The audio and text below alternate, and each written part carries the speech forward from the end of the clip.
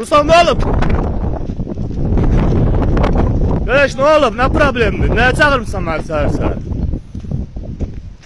Çıxa bilmirsən? Yox. Çıxa bilmirsən? Sən ver gələn qabağa. Ver. Vermirəm, ha, sən kimsə qapılmaq üçün çək oyanam, mən çıxım da. Sən keçirsən axı buradan. Mən neçə dəfə dala vermişəm. Gəlir bura. Sən keçirsən buradan. Qardaş. Bax bu adam, mən səhər-səhər yatmışam evdə. Maşını da saxlamışam yolun əks tərəfində. Gördünüz bu adam məni səhər-səhər yuxudan eləyib, zəng eləyib, ayıldıb, çağırıb, siqnallayıb, hazır ayıldır. Yəni keçə bilir. Özü prinsip aparır məndən, bax bu gördüyünüz adam.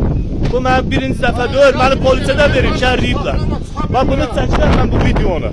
Bu videonu çəkirəm ki, sübut üçün. Bax bu adam. İndi mənə deyir ki, səni polisə verəcəm. Maşını da keçir bunu. Məsafə də burada yolun eni normal, enidir. Yolun əks tərəfində maşını saxlamışam. Həmən bu gördüyünüz var Ruslan adlı, maşının nömrəsi budur. Evi də budur. Üzü də budur. Bu qədər.